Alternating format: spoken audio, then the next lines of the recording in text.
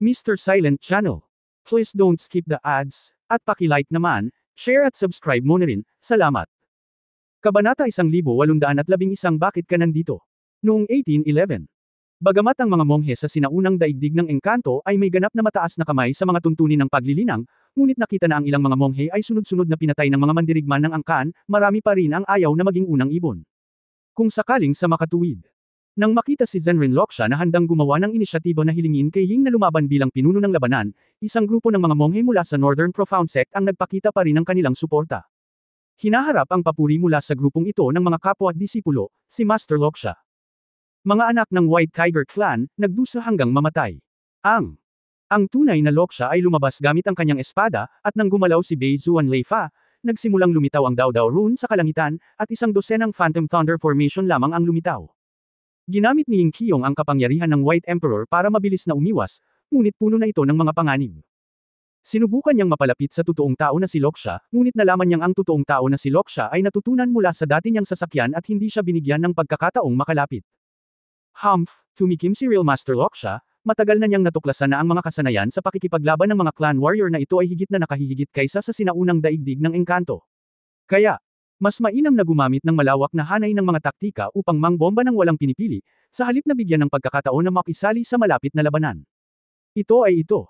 Ang pagbagsak ng kulog at kidlat ay hindi lamang nagpahirap kay Ying Qiong, ngunit naging miserable din ang iba pang mga mandirigma sa larangan ng digmaan. Hindi magtagal para sa isang malaking bilang ng mga mandirigma na pumutok sa pira-piraso, sumisigaw ng paulit-ulit.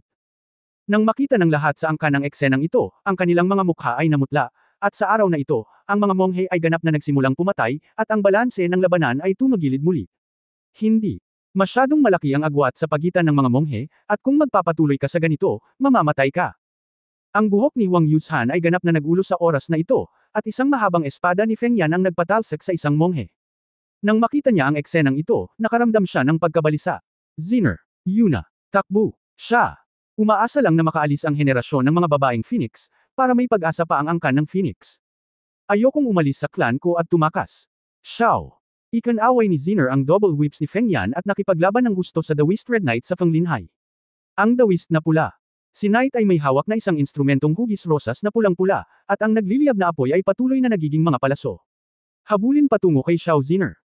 Bagamat ang apoy ng Phoenix ay ang hari ng apoy, ang walang magawa na Daoist Red Knight ay mas mataas, na ginagawang mahirap para sa Feng Yan ni Xiao Ziner na masira ang depensa nito. Ang apoy na Arrow Rain ay parang isang trackang missile, patuloy na hinahabol si Xiao Zin sa sandaling ito, si Xiao. Ang likod ni Ziner na mga pakpak ng Hongho ay nag-vibrate, isang arko ang napunta mula sa ibaba hanggang sa itaas, ang kanyang mga paa ay humakbang sa himpapawid, at hindi mabilang na parang balahibo na apoy ang kumalat sa ilalim ng kanyang mga paa. Sirang balahibo. Habang si Xiao Ziner ay humakbang palabas sa bawat paa, ang kanyang bilis ay naging mas mabilis, naging isang gintong apoy ng Phoenix, at ang dalawang letigo sa kanyang mga kamay ay naging isang lilang espada, na tumatama patungo sa ibabang plato ni Hong Ye.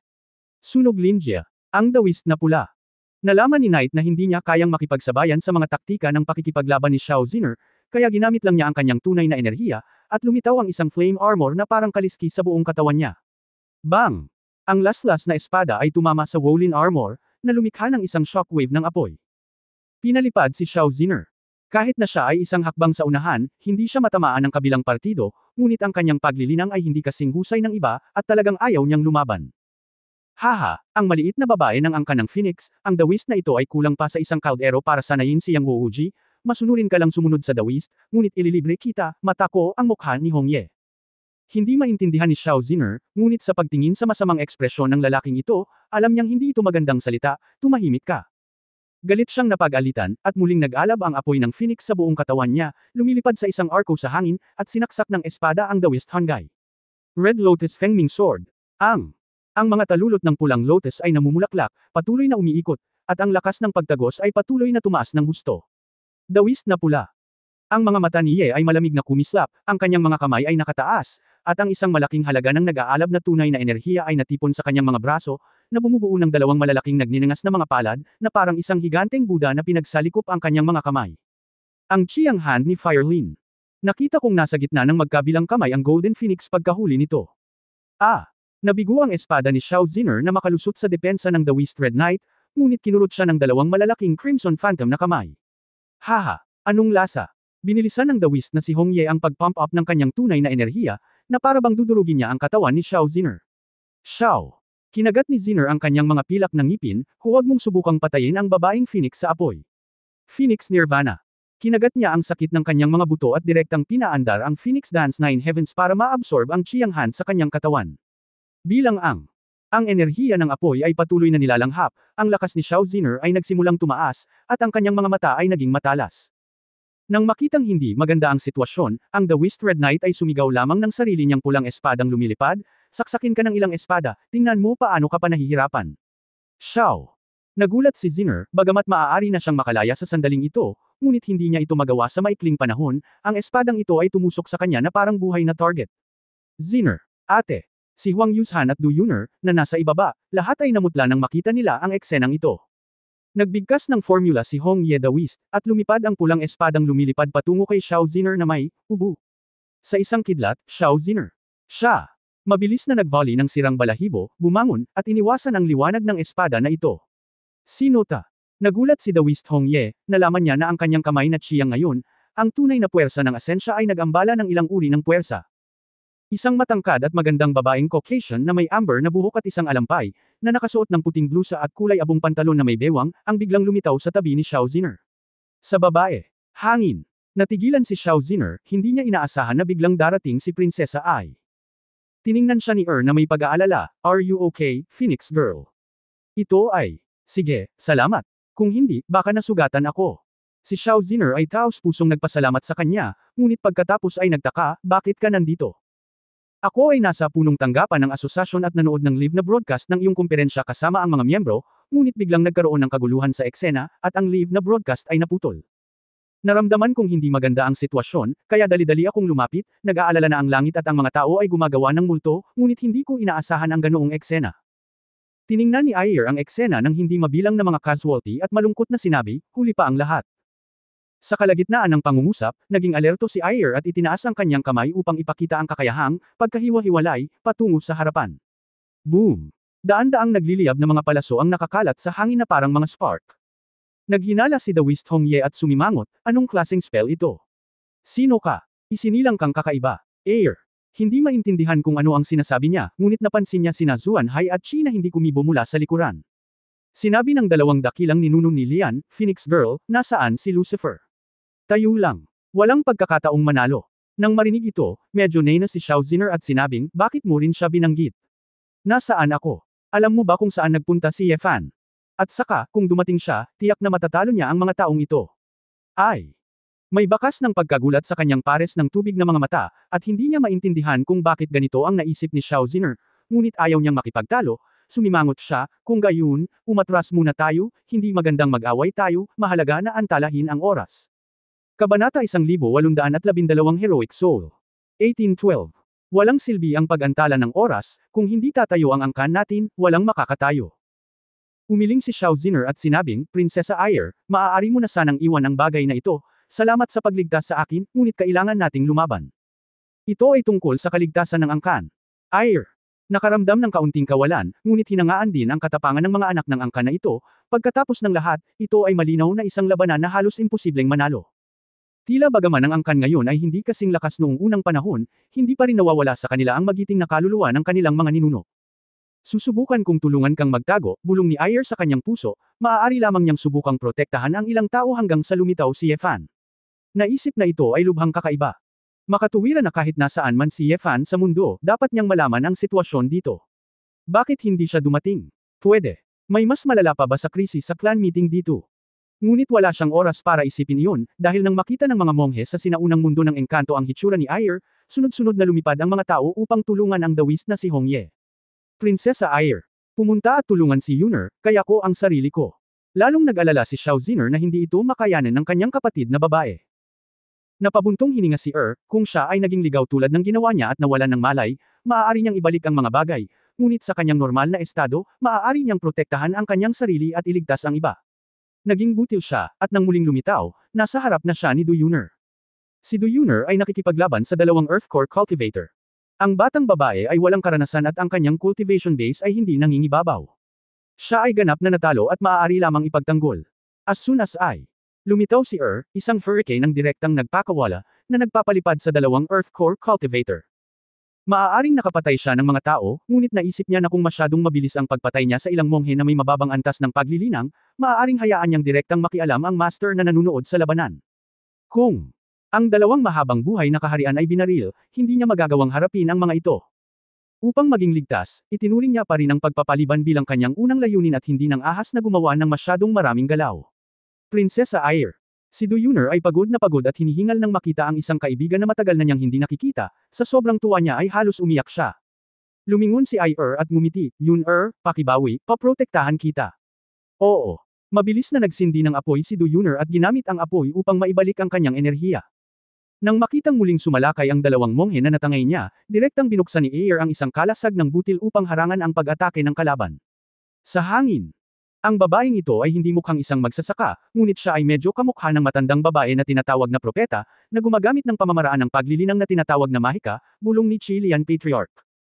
Hindi sumang-ayon si Ancestor Xuanhai, anumang uri ng paglilinang ito ay nasa espiritual pa rin, at ito ay malulutas sa pamamagitan ng pagpapadala ng ilan pang mga disipulo at apo. Napakahirap pang hawakan ng mga mababang inapo ng isang grupo ng mga angkan.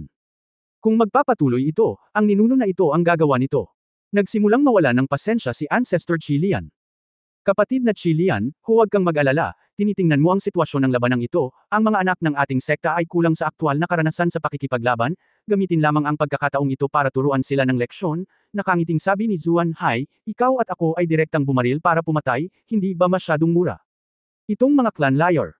Ngumisi si Ancestor Chilean, tulad ng sinabi mo, makatuwiran din ito, kaya tingnan natin. Lumingon siya at sinabi sa ilang kabataang disipulo ni Feng Linhai, Kui Yang, Hu Ming, Feng Gayo. Kayong lahat ay pupunta kaagad sa labanan, kung wala kang oras para sa cultivation, kung wala kang aktwal na labanan, mawawalan ka ng kabuluhan para sa talento ng sekta kung Feng Linhai. Yung tatlo. Ang mga elite na alagad ng Feng Linhai sect sa kaharian na humuhubog sa espiritu ay agad na tumayo at sumang-ayon, oo. Matandang ninuno. Pumatay. Biglaan.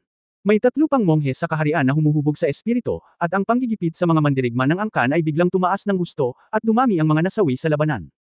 Si Ying Qiong at Ji Tianliu ay unti-unting nasugatan, at walang oras para sa paggamot at paggaling. Bilang pinuno ng nakababatang henerasyon, umasa si Ji Hantian sa kapangyarihan ng dugo ng Fire Dragon para makipaglaban sa isang Earth Spirit monghe ng Beishuan faction sa loob ng mahigit 50 round. Ngunit bilang nalaman ng kabilang partido ang mga katangian ng apoy na dragon at apoy ng dragon, direkta nilang ginamit ang paraan ng pagkulog mula sa malayo, tinamaan si Ji Hantian hanggang sa puntong unti-unting imposibleng lumaban. Mabilis na kumilos si Ji Hantian, at naiwasan lamang ang kulog na bumagsak mula sa langit. Gayunpaman, ginamit niya si Long Yan sa pag-atake mula sa malayo, ngunit mabilis itong naiwasan ng lightning strike technique ng kalaban. Hehe, ang Shenlong clan. Isa lang itong maliit na ahas. Kainin mo ako ng kapirasong Zishao Xuanlei. Ang Beishuan Cultivator. Nakakuha ng Purple Thunderbolt at direktang ibinato kay Ji Hantian. Bang! Sa Phantom Thunder Formation na may patuloy na kulog at kidlat, si Zishao Xuanlei ay naging Purple Greed, at tila si Ji Hantian ay ganap na matatalo. Malamig na langit. Ji. Nakita ni Tianfeng na ang henyo ng pamilya Ji ay buhay at patay, at sa oras na ito ay desperadong sumugod siya sa kulog at kidlat, ang kanyang mga kamay ay nag-condense ng Golden Dragon Claws, at bumangga kay Zishao Xuanlei. Tumili si Ji Tianfeng, tumaas ang itim na usok mula sa kanyang katawan, at siya ay nawalan ng malay at nahulog. Iniwasan ni Ji Hantian ang panlilinlang na ito sa pamamagitan ng pagsasamantala sa block na ito, ngunit nang lingunin niya ang likod at nakitang hindi siya kayang saktan ng seryoso ng ninuno ng pamilya, labis din siyang nalungkot at nagalit, at ang kanyang mga mata ay namumula, Ancestor. Napangisi si Ji Hantian. Ngipin, nagsimula ng mabangis, pagkatapos bumagsak sa lupa, dumiretso siyang tumakbo patungo sa magsasaka. Hindi ko alam kung mabubuhay o mamamatay. Walang pakialam ang North Profound Sect Cultivator, sa halip ay nagpakita ng nasisiyahang masamang ngiti. Zishao Xuanlei. Isa pang lilang kulog ang lumitaw, at bumagsak ito upang salubungin si Ji Hantian. Ji. Hindi inaasahan ni Hantian na ang kabilang partido ay makakapag-condense ng isa pang misteryosong kulog ng napakabilis, ngunit huli na para umiwas at umatras ngayon. Basta. Nang akala niya ay magbabayad siya ng mabigat na halaga para sa kanyang kawalang ingat, isang dalisay at nababaluktot na true essence, tulad ng isang malaking kamay, ang yamakap sa kanya at kinaladkad siya sa hangin, iniiwasan itong kulog na lambat. Tumalikod si Ji Hantian at natigilan nang makitang lumitaw sa likuran niya ang isang monghe na nakauniforme ng kulay abong monghe. Monk Buyo. Ji. Pinagpapawisan pa rin si Tianliu para kay Ji Hantian, nang makita niyang sumulpot si Buyo, agad siyang natuwa. Little guy, dapat may utak ka kung may talent ka.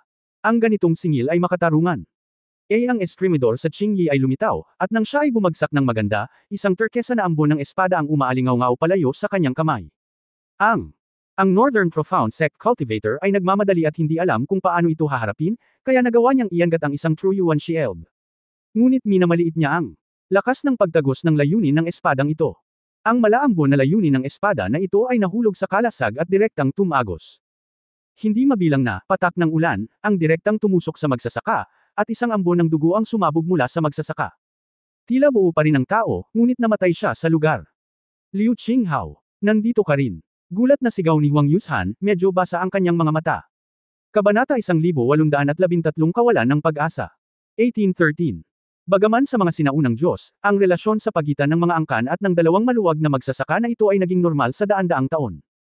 Ngunit sa panahong ito ng krisis, silang dalawa ay handang dumating ng libu-libong milya ang layo, at lahat ay nasabi na. Ang eskrimidor ng Shaoxiang na si Liu Qinghao ay mukhang nag-aalala, hoy. Lumapit ako kasama ang matandang kalbo na asno at tumingin sa paligid. Pagdating sa mga baliw na halimaw at sira-sirang bog, maraming tao ang nasaktan sa puntong walang sinuman. Sino ang itong mga monghe? Matatapos na ang mundo, bakit dito pa sila nag-aaway ng angkan mo? Sila ay mas mahusay kaysa sa mga hayop. Hindi ka nagtatanong ng walang pinipili, at kung may sasabihin ka na hindi mo maintindihan, marunong kang pumatay.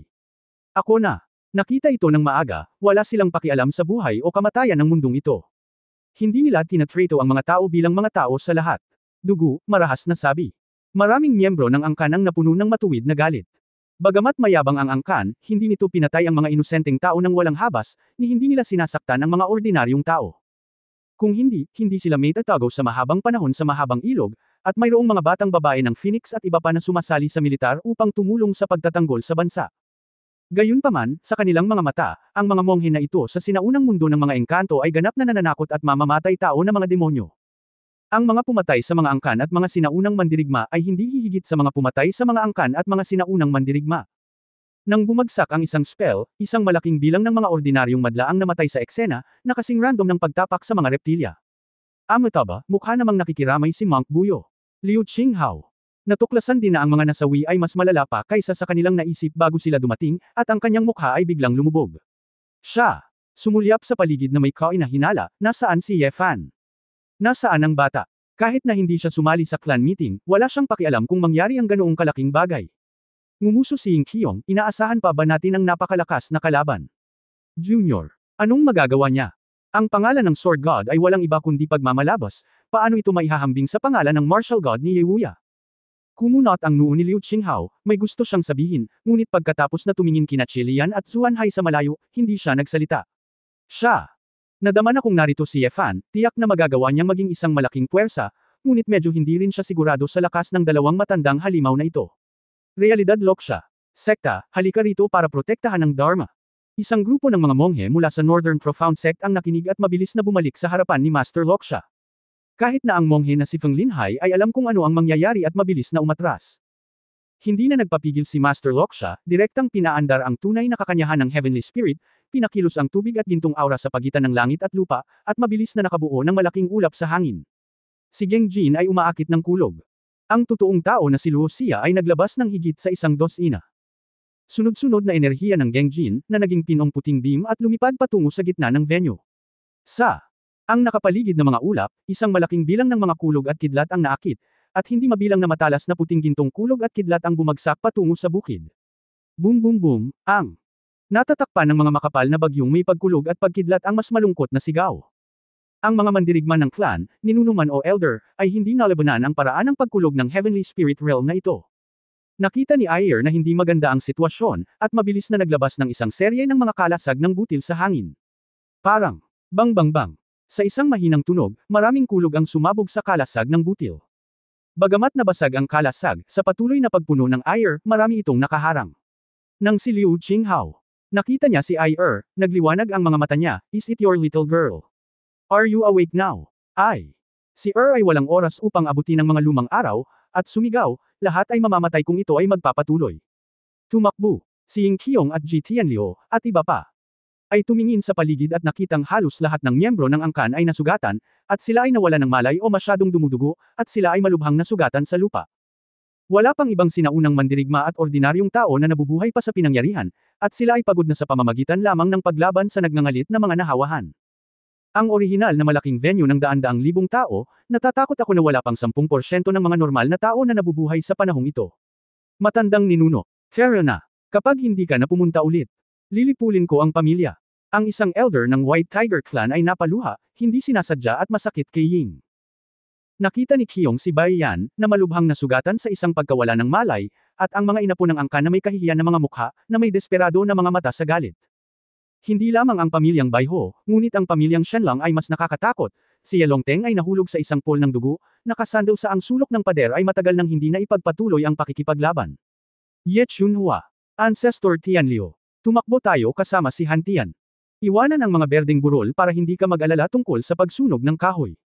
Umiyak si Ji Kangnian, ang pinuno ng pamilya Ji. Ang dalawang ninuno ng Xiao.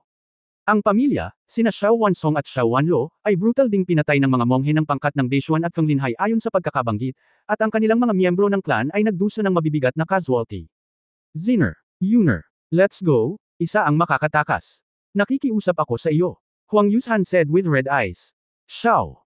Iiyak na sana si Ziner, kinaiinisan lang niya kung bakit siya walang kwenta, para saan ang pag-urong niya sa Watong Secret Realm. Nakikita. Ang pag-asa ng buhay ay unti-unting nawawala sa mga mata ng mga angkan, si Xiao Ziner ay nakaramdam ng pagod na hindi kailanman. Let's go. Let's go. It's not a skill to die. Bilasan mo at tumakas. Tumakbo ka sa abot ng iyong makakaya. Nandito ang matanda para pigilan ang pagkaantala. Si Liu Qinghao ay umungal ng malakas sa oras na ito, Jin Aiseng ang lahat. Lahat. Alam niya na ang unang linya na pagkakataon na nilikha ni Ai ay hindi maaaring sayangin, at ang mga batang clan master ay nagsimulang lumipad sa iba't ibang direksyon upang makatakas. Nang makita ang eksenang ito, ang isang grupo ng mga monghe sa himpapawid ay hindi napigil ang tumawa ng sarkastiko. Haha! Tingnan mo ang nakakahiyang hitsura ng grupong ito ng mga angkan. Ako! Hindi ko inaasahan na meron ang angkan ngayon, pero napakayabang nila noong unang panahon, huwag mo akong seryosohin. Malamig na sumangot ang ninuno ni Xuanhai, ang grupong ito ng basura, sa totoo lang, daan-daang libong taon na akong nalinlang, at hindi ko sila dapat pabayaan. Gusto mo bang tumakas? Nakakatawa. Kapag wala ang ninuno ko. Zuan. Lumapit si Hego at sinabing, Loksha, mangyaring umatras. Naghintay si Zenrin Loksha at nagmamadaling umatras sa likod ni Ancestor Xuanhai. Nakita ko. Bumukas ang mga braso ni Xuanhai, at agad na nagbago ang kulay ng langit at lupa. May mga bugzo ng hangin na umiihip sa paligid ng venue, at ang buhangin at alikabok ay tinangay ng daan-daang buhawi. 9 na araw ng kulog at kulog. Kasabay ng paggulong ng 10,000 toneladang buhangin at alikabok, patuloy na humahampas ang kulog at kidlat sa pagitan ng mga buhawi, na parabang daan-daang Thunder Dragon ang patuloy na pinaharurot. Ang pamimilit ng immortal na kaharian ay sa wakas ay nagpakita, at isang lumalakas na pamimilit ay kumalat, na nagpanginig sa takot sa lahat ng angkan sa eksena. Ang ilang mga tao na may mababang antas ng paglilinang, o mga may panloob na pinsala, kahit na dumura ng dugo. Ito. Anong uri ng paglilinang ito? Namumula ang mukha ni Qingyin ni Zuanfeng. Wei Bufan, na nasa tabi. Si Ji Tianliu at Ying Qiyong ay nakatayong magkasama, pinapanood ang buhawi na tumama sa paligid, nag-uugnay sa mundo, at nagwasak sa venue, at ang mga kumikislap na kumikidlat ay may pakiramdam ng panaginip. Anong klaseng matandang halimaw ang kinakalaban natin? Bulong ni Ji Tianliu. Sa Ying. Ang walang ingat na mga mata ni Qiyong, may hitsura din ng kawalan ng pag-asa sa oras na ito, humihingal, hindi masabi. Isang salita. Mahigpit na hinawakan ni Xiao Ziner ang kamay ni Du Yuner, at ang dalawang kapatid na babae ay nasa kinatatayuan. Outraged na sana ako roon, ngunit nalaman kong wala ng paraan para mabuhay. Brother Yefan. Bulong ni Du Yuner, ang kanyang mga mata ay nagpapakita ng iniisip. Xiao Ziner, na noon. Sa tabi ni Su Qingzhou, mahigpit na niyakap ni Su Qingzhou si Mumumo, tumirek ang kanyang mga mata, ngunit pakiramdam niya ay napakahaba ng bawat segundo. Ang banal na kapangyarihan ng ninuno ay walang kapantay sa mundo. Tulad ng inaasahan ng isang ninuno, sa sandaling kumilos siya, tinakat niya ang mga hanggal ng grupong ito ng mga angkan. Ang mga monghe ng Beishuan School ay labis na ipinagmamalaki, habang ang mga monghe mula sa Feng Linhai sa gilid ay hindi ito sineseryoso. Ang mga matatandang ninuno ng kabilang sekta ay nagnakaw ng limelight. Nag-iisip ang matandang ninuno na si Qi Lian kung sasali ba siya o hindi, ngunit bigla niyang naramdaman na may mali, at bigla niyang ibinaling ang kanyang ulo sa kanluran. Ito. Si Ancestor Xuanhai, na nag-eehersisyo, ay may naramdaman din, at ang kanyang buong katawan ay natakpan. Sa panginginig, ang kanyang mga mata ay dilat, na nagpapakita ng kulay ng takot. Paanong? Bago pa matanggal ni Xuanhai ang nakakasira ng lupa na hangin at kulog, Isang gintong liwanag ang tumagos sa malawak na buhangin at alikabok ng lugar na ito mula sa kanluran. Parang, ang gininto ang liwanag ng pagsikat ng araw, tumagos ito sa makapal na ulap at nagpapaliwanag sa buong mundo. Ang mga marahas na buhawi at kulog na iyon, sa ilalim ng epekto ng gintong agos na ito, ay walang silbi. Ang mga nagsasaka ng immortal na daigdig ng mga espiritu sa loob ng libu-libong taon, tulad ng kanilang mga ninuno, ay natigilan sa sandaling ito. Ito, pamimilit ay ang takot na hindi mabubure sa isipan nilang lahat. Lahat. Ang mga mayembro ng angka na nawala ng pag-asa, na parabang nabigyan ng baril sa puso, nang ang pamimilit na ito ay nababalot, ang bawat selda sa kanila ay nanginginig. Paano ito magiging posible? Nasaan ang banal na lugar? Ang cultivation base ng matandang halimaw na iyon ay ganap na napigilan. Ying. Si Qiyong at ang iba ay nababaliw na, at wala silang pakialam sa kawalan ng pag-asa. Gusto lang nilang malaman, tungkol saan ba ang lahat ng ito. Hindi nananaginip. Kabanata 1814 na basura. 1814 ngunit. Hindi nila akalain na nagsimula na pala ang tunay na nakakataba ng puso. Pagkatapos ng buhawi na ginawa. Ang mga tao ng kasalukuyang angka na walang magawa, ay madaling nabasag ng gintong liwanag, may gintong likido na lalong nagpasindek sa kanila, parang gintong ilog na bumubulusok sa langit sa itaas ng venue. Ang gintong likido ay patuloy na bumubuhos, at ang presyon na naramdaman sa eksena ay lumakas at lumakas. Ito ay tulad ng isang hindi nakikitang malaking kamay na nagtulak sa lahat sa lupa, hindi makagalaw. Tila na extradite ng maalamat na sinaunang Diyos ng tubig ang Tianhe, at mabilis na nabuo ang isang gintong Tianho sa kalangitan sa itaas ng venue. Nang makita ni Zuan Hai, Shi Lian at ang iba pa ang gintong lawa na ito, nakumpirma na nila na ito ang misteryosong eksperto, at ang kanilang mga mukha ay namangha. Hindi maganda. Siya talaga. Bakit siya biglang pumunta dito? Gumamit din siya ng napakalakas na puwersa. Sa gulat, mabilis na inalis ni Ancestor Xuanhai ang hangin at dumadagandong na pamamaraan, sa takot na magdulot siya ng kawalang galang. Sa katunayan, tulad ng pagbuhos ng gintong lawa sa venue, ang hangin at kulog na hadlang na ito ay natalo na, at ito ay walang silbi. Feng. Si Linhai at ang mga monghe ng pangkat ng Beishuan ay nagmamadaling umatras sa likuran ng kanilang mga ninuno, nanginginig at ng ahas na huwag kumilos ng padalos-dalos. Sa sandaling umatras ang mga monghe sa sinaunang mundo ng engkanto, nagkaroon ng pagkakataong huminga ang mga alagad ng angkan. Ngunit ang higit na nakapagtataka sa kanila ay ang grupong ito ng mga makapangyarihang monghe ay tila alam na ang pamimilit na ito sa mahabang panahon, at lahat sila ay nagpakita ng mga nakakatakot na ekspresyon, na parabang sila ay labis na natatakot sa isang tao. Ang mga ninuno ng itong ginto, baka sword intent. Hindi makapaniwalang bulalas ni Ying Qiyong matapos ang maingat na pagdama matapos mabigla. Sword intent. Paano ito posible? Sword intent ay maaaring maging ganito. Natigilan si Ji Tianliu. Huwag. May malinaw na tingin sa matandang mata ni Monk Yu, amataba. Tila biglang nagising si Huang Yushan sa isang bagay, ngunit hindi siya makapaniwala. Nilingan niya si Liu Qinghao, sinusubukang kumpirmahin ang isang bagay.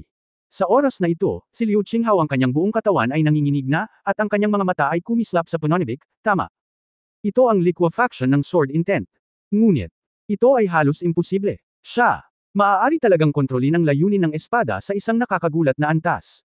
Siya, Liu Qinghao, kilala mo ba kung sino ito? Tanong ni Ji Tianliu na may maningning na mga mata.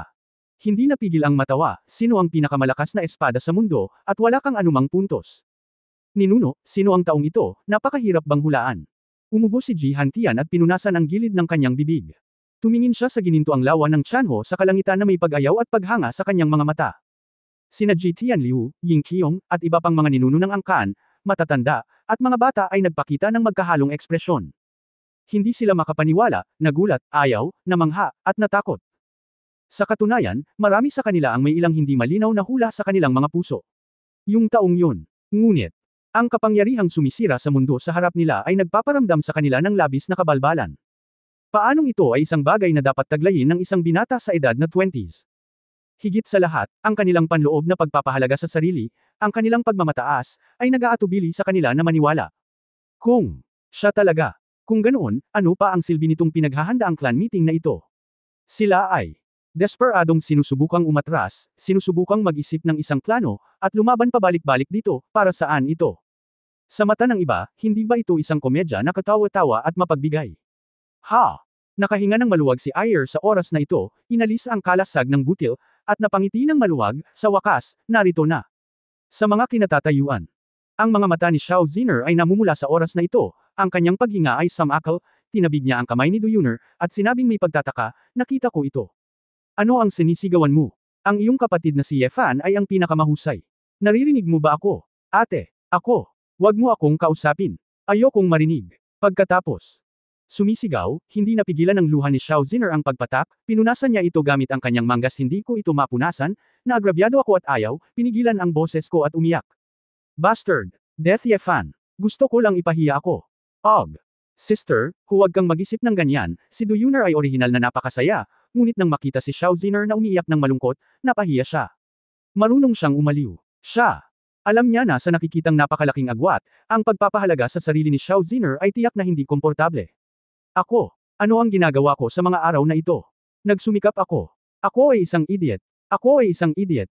Wala akong magagawa, nanginginig ang mga balikat ni Xiao Ziner at ibinaba niya ang ulo niya, luhang parang sirang butil. Do. Walang choice si Yuner kundi tumalikod at yakapin ang kapatid, marahang tinapik ang likod nito para aliwin. Sa isang mahinang buntong hininga, minsan, siya mismo ay hindi alam kung sino ang nakatatandang kapatid na babae at kung sino ang nakababatang kapatid na babae. Mula sa labasan sa ilalim ng South Stand, lumabas sina Su Qingzhou, Ling Yue, at Mumumo. Su. Titig na titig sina Qingzhou at Ling Yue sa gintong lawa. Ito ay tulad ng isang panaginip na kagandahan, ngunit ito ay nagpadama sa kanila ng makapangyarihang kapangyarihan ng mga Diyos. Hindi mo ba nakita dati? Bulong ni Ling Yue. Umiling si Su Qingzhou, alam niyang napakalakas ng kanyang asawa, ngunit paminsan-minsan, ang lakas ni Yefan ay palaging nagpaparamdam sa kanya na parang binago niya ang kanyang asawa, at ito ay medyo kakaiba. Dahil lang halos ang bilis ng pag-unlad ng mga lalaki. Ate, ang bayaw ko ba talaga? Nasaan ang ate ko? Tuwang-tuwang tumangala si Mumumo, ngunit napipikit lamang niya ang kanyang mga mata, ang gintong lawa ay masyadong nakasisilaw. Medyo natarante rin si Su Qingzhou, ang layunin ng gintong espada na ito ay tumakip sa buong assembly hall, na ikinagulat ng lahat, ngunit nawala ang tao. Sa sandaling ito, ang isa pang pamimilit na nagpang-inig sa kaluluwa ng lahat sa eksena ay biglang lumitaw mula sa langit. Ano? May isa pang tao. Tumitig at napasigaw ang ninuno ni Qi Lian. Ninuno Xuanhai. Naging berde ang mukha ni, paano magkakaroon ng ganoon kalakas na tao sa ibabaw na ito? Ang mga monghe sa sinaunang immortal na daigdig ng mga espiritu ay nababaliw, ito ay ganap na naiiba sa impormasyong nakuha nila bago sila dumating, at hindi nila alam kung ang kabilang partido ay ang kaaway o hindi. Mga kaibigan, hindi na ako makapaghintay na makatakas pabalik sa underground world. Si Huang Yuzhan, Xiao Ziner, at Du Yuner ay nakaramdam ng pamilyar na aura na papalapit. Nakalimutan ni Xiao Ziner na umiyak at tumangala sa hangin. Isang malaking pulang lotus ang mabilis na nahulog mula sa taas na 10,000 metro. Unti-unting lumitaw ang multo ng isang phoenix. Ang isang maliit na babae na may maapoy na pula at mahabang buhok ay patuloy na nahuhulog, ang kanyang mga kamay at paa ay patuloy na umaatake na may mga kamao at paa na parang kidlat. Siya ay natatakpan ng makukulay na apoy, at bawat galaw ay parang dumadagandong na pagsabog, at mayroong hindi mabilang na mga balahibo ng phoenix na nanggagalaiti. Yung mabangis na inaaway. Siya ay isang lalaki na may 12 gininto ang pulang nagniningas na mga pakpak ng espada na nakadikit sa likuran niya. Ang lalaki ay napapaligiran ng gintong likidong espada, tulad ng isang gintong likidong sandata sa labanan, at nakipag-away siya sa babae. Kabanata 1815. Noong 1815. Kapag nasa mataas na lugar silang dalawa, tanging tunog ng muffled na kulog sa ibaba ang kanilang narinig. Ngunit habang patuloy na bumababa ang dalawa, nakikita ng lahat ang mga wave ng energy shock waves, tulad ng mga bilog ng gininto ang pulang halos, na kumakalat ng marilag, at ang tunog ay sumabog ng labis na sumakit ang kanilang eardrums, at kailangan nilang magtrabaho ng husto upang labanan. Xiao Ru. Oo naman, si Yefan. Ninuno ba ni Xiao Ru? Xiao. Bulong ni Ziner sa sarili, ito ang kapangyarihan ng ninuno ni Xiao Ru. Ang mga mata ng dalaga ay hindi maiwasang kuminang muli, nakita niya ang pag-asa. Halimaw. Isang matandang lalaki isang maliit, lahat ng ito ay mga halimaw. Umiling si Ying Qiong na may medyo mapanglo ng ngiti. Naikuyong ni Hantian ang kanyang mga kamao, nakatingin sa labanan sa hangin na may walang katulad na pananabik at nagniningas na mga mata. Sa pamamagitan ng pagpapasigla ngayon, ang mga miyembro ng angkan ay lubos na pinahusay ang kanilang psikolohikal na pagtitiis sa pagkakataong ito. Ngunit ang pagtingin sa labanan sa pagitan ni Yefan at Xiao Ru, lahat sila ay may hindi tunay na pakiramdam na nakikita ng mga mortal ang mga Diyos na nakikipaglaban. Kung ikukumpara sa kanilang mga laban, ang clan meeting na ito, at maging ang mga laban ngayon, ay parang larong pambata. Napatulala sina Lian at Xuanhai. Nabuhay sila ng higit sa 10,000 taon, at hindi pa sila nakakita ng ganitong paghaharap. Ang lakas at kakayahan ay lampas sa kanilang imahinasyon. Hindi. Pababa na sila. Nagpapahayag ng kapangyarihang lumaban. May mga sigaw mula sa karamihan ng tao. Ang bawat isa ay likas na gumawa ng mga hakbang sa pagtatanggol, ngunit hindi nila maiwasang tumingin sa pickmatch sa hangin. Matapos makita ang dalawang puwersang mapilit na bumagsak sa gininto ang lawa, naiinis na itinaas ni Yefan ang kanyang espada, at ang gintong lawa sa ibaba ay biglang gamulong sa galit na mga alon. Nakakalokang alon. Ang layunin ng ginintuang likidong espada ay parang isang malaking tsunami, agad itong itinaas ng daan-daang metro, at idiniin pababa sa buong katawan ni Xiaoru, na gustong lumunin ito. Oops! Masyadong malapit. Xiao! Natagpuan ni Ro ang kanyang sarili sa domain ni Ye Fan, hindi siya nang ahas na hawakan ito. Ang kanyang katawan ay puno ng pulang lotus na apoy, at isang malaking purple na lotus petal na kalasag ang bumalot sa kanyang buong katawan. Red Lotus Scorpion. Ang higanteng alon ng nilunod ni Xiaoru ang layunin ng gintong espada. Sa sandaling ito ay bumangga sa kalasag ng pulang lotus na alakdan, ang magulong splashes at shockwave ay kumalat. Boom! Pumutok ang golden purple na siwang, tulad ng pagsabog ng celestial body sa universo. May tunog na parang pagkawasak ng mundo, at ang marahas na epekto ay nakaapekto sa hangin at lupa. Nakita ko na ang buong malaking venue ay nawasak ng puwersang ito, ang mga bintana ay nabasag lahat, isang malaking bilang ng mga pader ang gumuho, at kahit ilang mga mandirigma na may mahinang lakas ay direktang itinulak sa hangin ng puwersang ito. Ganito pa rin ang lupa, at ang kapangyarihang naramdaman ng grupo ng mga Ancient Immortal Spirit World Cultivator sa hangin ay natural na nagpasindik sa kanila. Ang mga monghe na may mababang cultivation base ay direktang nabigla sa hangin, bumulwak ng dugo, at nahimatay pa. Retreat! Retreat! Gitling! Mabilis na nagutos si Ancestor Xuanhai, nakipaglaban ang mga Diyos, at natural na mabilis na umatras ang mortals. Labis nilang naalala kung paano pinatay noon ang ninuno ni Tianbao. Kung ang nakasusuklam na alon ng layunin ng espada ay sumugod sa kanila ngayon, sila ay ganap na masisira. Gayunpaman, nang ang isang grupo ng mga monghe mula sa sinaunang mundo ng engkanto ay tumalikod at gustong lumikas, isang malalim at malamig na boses na tumagos sa kanilang mga kaluluwa ang nagpatigil sa kanila. Sino ang nagpapahintulot sa iyo na pumunta? Naghintay sina Qi Lian at Zuan Hai para sa libu-libong tao. Ang magsasaka, pawis na parang ulan, namumula ang mukha, matigas na tumalikod. Sa kalmadong gininto ang tubig ng lawa, si Ye Fan na may walang malasakit na mukha ay inalis ang mga pakpak ng kaliskis ng dragon sa likod niya, ang kanyang mga mata ay pumuputok ng gintong apoy, ang isang kamay ay nasa bulsa ng kanyang pantalon, at ang kabilang kamay ay napapalibutan ng gintong likidong espada. On the way siya. Katatapos lang sumugod, nasagasaan siya ni Xiaoro, kaya kinailangan niyang ibuhos muna si Xiangshan Roushui sa venue, para mabigla at makontrol ang sitwasyon. Sa oras na ito, tumingin ako sa ibaba at nakita ko na ang aking minamahal ay okay, kaya sa wakas ay nakaramdam ako ng kaunting ginhawa. Ngunit sa nakikita nitong hindi makatwiran at brutal na pagpatay, ang galit ni Ye Fan ay hindi maipahayag sa mga salita. Ano? Nag-aalala pa rin siya sa nangyari. Nakita ng lahat sa sinaunang mundo ng engkanto ang mga kamay ni Ye Fan ang layunin ng likidong espada na maaaring tumama sa kanila anumang oras, lahat ng mga monghe ay hindi na nang ahas na kumilos ng padalos-dalos. Predecessor. Senior. I'm waiting to leave. Ayoko lang makaistorbo sa dalawang yaksing na nag-aaway, magalang na sabi ni Qi Lian na may ngiti na mas malala pa sa pagyak. Shi. Hindi na makapaghintay si Lian na lumuhad ng ganito, nakikita ang ganoong lakas, wala siyang pakialam sa mukha, huwag lang siyang patayin. Ano? Mas natakot sa kanila ang isa pang eksperto, na tila isang babae mula sa angkan ng Phoenix. Ibang-iba ito sa nalaman nila noon. Alam na ang Phoenix Clan ay mayroon pa ring mga Panginoon, hindi sila mangangahas na masaktan kung sila ay papatayin. Mas may kakayahan pa si Ancestor Xuanhai. Siya ay walang awa, at yumuko siya sa isang 70 degree na anggulo, at sinabi sa isang malaking pagsaludo, ang disipulo ng Beishuan Sect, hindi mo pa rin binabati ang nakatatanda. Biglang nagising ang disipulo ng Beishuan Sect. Sa pagmamadali, sinundan ko ang mga ninuno at yumuko, sumisigaw, nakita ko ang mga nauna. Ang eksenang ito ay direktang nagpasindik sa lahat ng miyembro ng clan sa ibaba, hindi pa banggitin kung gaano kakomplikado ang puso. Ang grupong ito ng mga monghe mula sa sinaunang daigdig ng engkanto ay binubuli sila, pinagtatawanan, at mayabang. Makikita na Ye Fan, ang mga taong ito ay parang alipin ng aso, puno ng pambabula at pambabula. Liwanag. Dahil sa mga nakakadiri nilang mukha, kahit hindi nila maintindihan, alam nila ang pinag-uusapan nila. Mapait na nagtawanan ang clan people sa venue. Ang ganap na kapangyarihan ay ang karapatang magsalita. Ito ang katotohanan mula noong sinaunang panahon. Ito lang. Na, bilang mga anak ng angkan, kapag naging mahina silang grupo, hindi nila maiwasang malungkot. At nalaman nila na talagang magagamit ni Ye Fan ang kakaibang wikang iyon para makipag-usap sa mga taong ito. Anong nangyayari? Kilala nila ang isa't isa. Nagtataka si Huang Yuzhan. Tila matagal na nating kilala si Ye Fan, at matagal na nating alam ang lakas ni Ye Fan. Ngayon ay tila malayo pa sa sapat ang ating pangunawa kay Ye Fan, kumunot ang noo ni Ji Tianliu.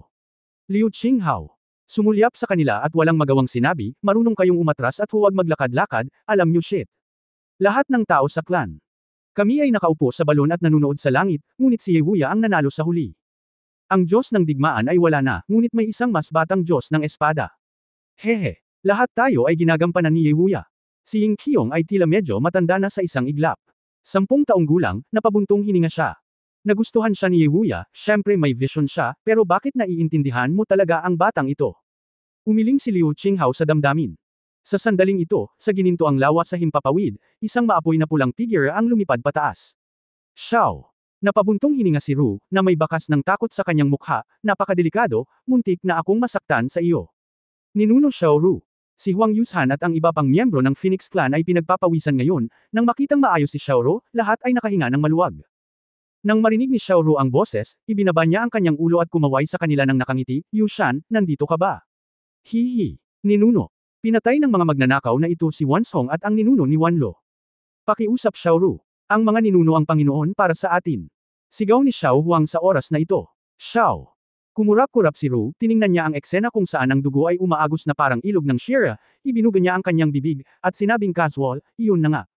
Well, tutulungan pa kita bago umalis ang ninuno. Sinasabi. Itinaas ni Xiao Ru ang kanyang kamay upang paikliin ang isang bola ng pulang lotus at apoy ng phoenix. Kung saan nanggaling ang mga tao sa sinaunang mundo ng engkanto, tinatamad siyang magtanong. Nang malapit nang lumipad ang pulang lotus mula sa kanyang mga kamay, ang grupong ito ng mga monghe mula sa sinaunang immortal na daigdig ng mga espiritu ay namutla na sa takot.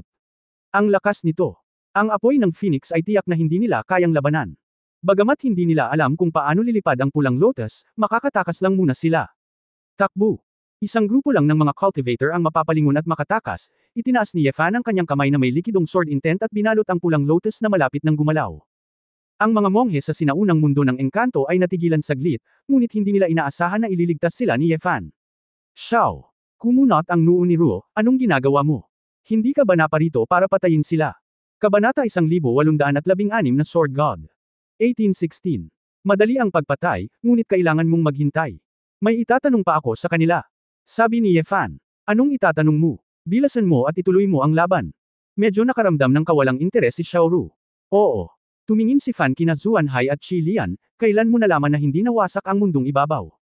Sino ang humiling sa iyo na pumunta rito para pumatay ng mga tao? Iginala ni Zuan Hai ang kanyang mga mata nang marinig niya ito, at mabilis na sumigaw ng agrabyado, Senyor ilang araw lang ang nakalipas, isang disipulo ng Eastern Emperor Sect ang sumunod sa halimaw sa ibabaw, at pagkatapos ay isang matandang babae na tinatawag na propeta ang dumating sa pintuan. Kinulam ako ng propeta, sinabing umalis na ang langit at ang mga tao, hindi nawasak ang mundong ibabaw, at nanlilinlang ang angkan naghintay ako, at ikinulong kaming lahat sa ilalim ng lupa. Ginamit din ako sa kanya, at nagalit saglit, tapos isang malaking pagkakamali. Kung hindi ito naaayawan ng mga nakatatanda, hahanapin ko ang propeta, papatayin siya, at pagkatapos ay susundin ko ang kapalaran ni Senior.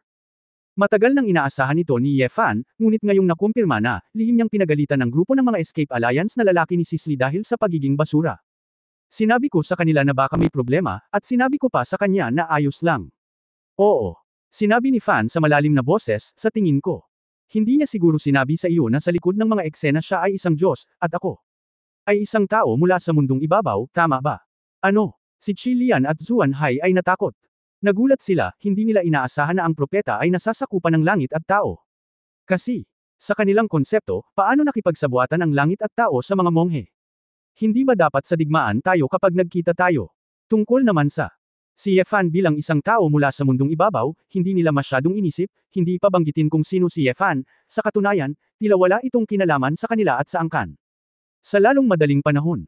Nang marinig nila na ang mundo sa ibabaw ay nandoon pa rin at ang angkan ay mahina, nalaman ni Hongye at Yuzuo na wala talagang Panginoon. Sa sandaling bumalik sila upang ipaalam sa mga ninuno, ang mga monghe ng dalawang pangkat ay hindi na makapaghintay na lumabas. Sa paraan at oras na ibinigay ng mga propeta, lahat ay napakamaginhawa. Yun. Ibig sabihin, ang Eastern Emperor Sect ay tila tumingin sa unahan at hindi nang ahas na lumabas ng direkta. Dati, pinagtawanan ni Qi Lian at Zuan Hai si Taikang dahil sa pagiging masyadong konserbatibo at mahiyain, ngunit ngayon, kinasusuklaman lang nila ang kanilang sarili dahil hindi sila mahiyain. Tapos ka na bang magtanong? Malapit nang kumilos ang ninuno na ito. Hindi natuwa si Xiao Ru nang makita niyang paulit-ulit na sinasabi ni Yefan ang isang bagay na hindi niya maintindihan sa kanila. Oo. Walang imek si Fan, tingnan mo kung gaano karaming mga tao sa iyong angkan ng Phoenix ang namatay. Kung ganoon kalaki ang nangyari dito, iniisip mo bang lumaban? Ang patay ay hindi na mabubuhay, ano ang kinalaman nito sa ating kompetisyon? Ang ninunong ito ay gustong maghiganti para sa kanila, ngunit hinaharangan mo pa rin ito. Galit na sabi ni Xiaoru. Nalaman ni Fan na sayang ang oras na makipag-usap sa matandang babaeng ito, at tiyak na wala siyang pakialam sa pakikipag-usap sa kanya tungkol sa mga propeta ng langit at ng tao.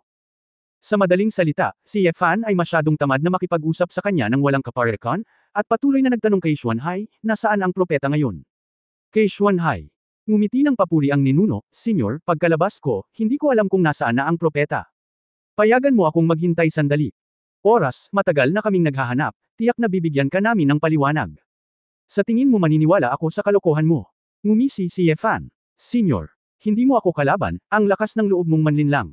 Si Ancestor Xuanhai ay mukhang takot na takot.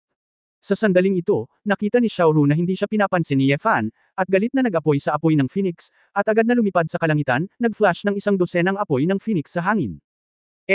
Sulyap sa pulang lotus. Sa sandaling lumitaw ang 12 ng mga clone ni Xiaoru, agad silang sumugod sa isang grupo ng mga monghe mula sa sinaunang mundo ng mga engkanto. Xiao. Hindi alam ni Ru kung sino ang pumatay sa ninuno ng pamilya Xiao, gayunpaman, nagalit siya, nahuli kung sino at sinunog ang sinuman. Nang dumating ang oras, ang mga magsasaka na ito ay nahuli ng hindi nakabantay. Matapos tamaan ng anino ni Feng Yan, mabilis silang naging abo. Huwag. Kaawa-awa. Ang mga iyak ay sunod-sunod, at ang mga ekspresyon ng mga monghe ng dalawang paksayon ay nagbago ng husto. Lahat ng miyembro ng clan sa ibaba sa napakarami sa kanila na lumalaban sa napakahirap na labanan, si Xiaoru ay parang nagsasaya. Para naman kay Xiao Ziner at iba pa, nang makita ni Xiaoru na sinisira ang mga cultivator na ito gamit ang Feng Yan ng napakadali, nagliwanag ang kanilang mga mata sa kinang. Tulad ng inaasahan kay Ancestor Xiaoru. Isa talaga siyang henyo sa mga henyo. Pagmamalaki ni Huang Yuzhan. Sumabog ang puso ni Qi Lian at Zuan Hai. Naramdaman nila ang napakalakas na kapangyarihan sa apoy ng Phoenix na ito, at napalingon sila sa takot at tatakbo na sana. Dang! Nakita ni Ye Fan na hindi niya mapigilan si Xiaoru, kaya napaungol na lang siya, Qilian Xuanhai. Walang sino man ang pinapayagang umalis. Pagkaraan ng ilang sandali, tumingin siya kay Ye Fan nang may pag-aalinlangan. Senyor, ano pa ang kinalaman mo sa amin? Malapit nang mabaliw si Ancestor Xuanhai, ngunit nagpakita rin siya ng pag-asa. Kung gusto ni Ye Fan na mahanap ang mga propeta at protektahan sila, natural na matutuwa silang manatili. Pero, ang tugon ni Ye Fan ay nagpalamig ng kanilang dugo. Pagpatay habang buhay, pag-alis para mamatay. Hindi ito inilihim ni Ye Fan sa oras na ito, at sinabing may nakamamatay na aura. Siya ay hindi gustong magsimulang pumatay ng mga tao, ngunit ang mga aksyon ng grupong ito ng mga monghe sa sinaunang immortal na daigdig ng mga espiritu ay malupit, at ang pag-iwan sa kanila ay makakasama lamang ng mas maraming tao. Bagaman si Xiaoru ay pinahihintulutan na pumatay, ngunit si Xiaoru ay pumatay ng ganito, tiyak na maraming isda ang makakalusot sa lambat. Kung mauubusan lang ang mga taong ito, maaari silang pumatay ng malaking bilang ng mga sibilyan, at hindi sila dapat pabayaan. Zuan. Ang mga ninuno ni Hai at Qi Lian ay nadismaya, at isang grupo ng mga magsasaka ang tumalikod at tumakbo sa magkaibang direksyon. Oo. Walang ekspresyon ang mukha ni Fan. Nang itaas niya ang kanyang kamay, nakita niya ang isang malaking gintong lawa. Ang tubig ng lawa ay mabilis na umikot, pinipiga, naging isang malaking gintong dragon, at sumugod sa kalangitan. Ang gintong lawa ay naging isang umiikot na gintong dragon. Pagkatapos tumaas, isang dragon ang tumalikod at lumusot patungo sa gitnang bahagi ng grupo ng mga monghe mula sa mas mataas na posisyon. Ang pinakamataas na kabutihan ay parang tubig, ang Milky Way ay bumabagsak sa siyam na langit. Ang higanteng dragon na nabuo ng malawak na Golden Sword Intent Lake na ito, isang vertical impact, ay talagang parang gintong talon na lumilipad pababa sa 3,000 talampakan. Parang, oo, gusto mo bang samantalahin ang pagkakataong palihim na atakehin ang ninuno na ito? Xiao. Tumangala si Ru at nalaman niyang natakpan din siya ng hakbang na ito. Oo. Walang pakialam si Fan, isa lang ang nasa isip niya sa oras na ito, ayaw pang tumakas. Matagal. Ang tunog ng layunin ng espada na lumalabag sa hangin ay parang pagbagsak sa langit. Ang paligid na espasyo ay talagang pabago-bago. Ang pakikinig sa umaatungal na tunog na parang dragon na bumababa, at pinapanood ang espada na bumubuhos tulad ng isang gintong ilog ng langit, ang 10,000 mga anak ng angkan at mga sinaunang mandirigma na naiwan sa pinangyarihan ay halos hindi na makatayo. Ito ang layunin ng espada. Ito ay isang himala. Napabuntong hininga si Ying Qiong na may paghanga. Ang ilan sa mga ninuno sa tabi niya ay tumango bilang pagsang-ayon. Si Qingzhou at ang iba pang mga babae ay nakatingin sa langit. Malayang umindayog, tulad ng isang lalaking nagsasalita at tumatawa, ang kanyang mga mata ay malabo. Huwag. Huwag kang pumunta dito. Gitling. Senyor, iligtas mo ang iyong buhay. Zuan. Naabot na ng mga ninuno ni Hai at Qi Lian ang mahabang buhay na kaharian.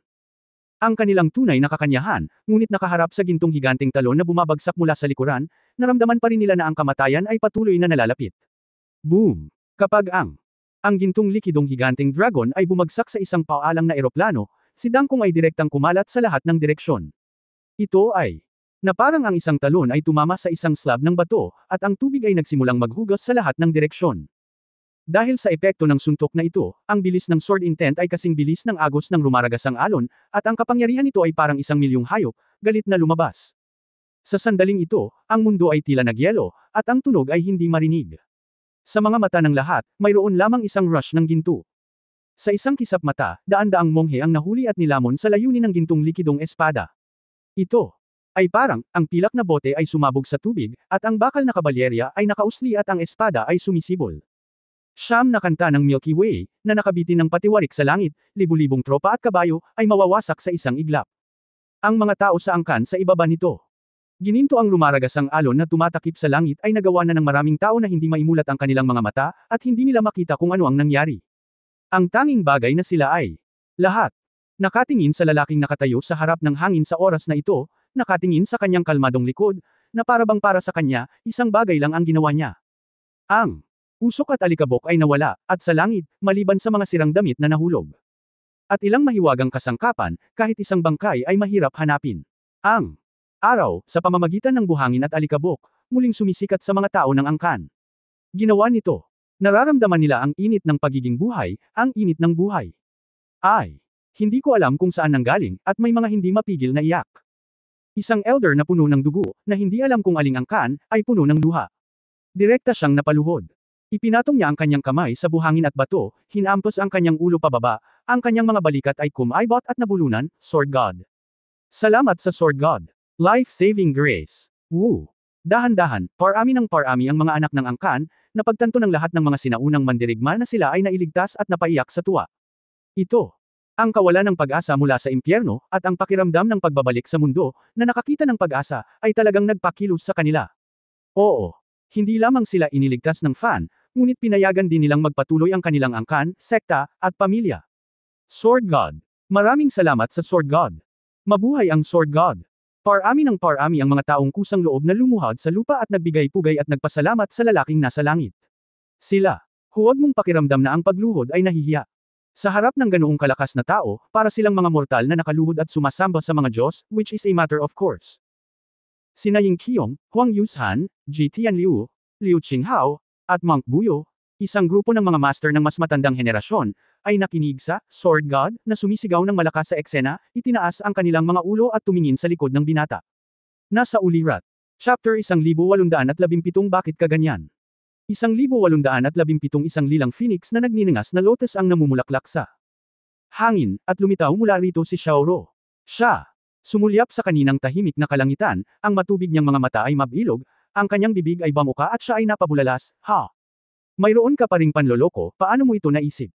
Ang kanyang mukha ay walang pakialam, hindi niya talaga akalain na ito ay napakahusay, ito ay walang iba kundi ang paghiwa ng mga melon at gulay.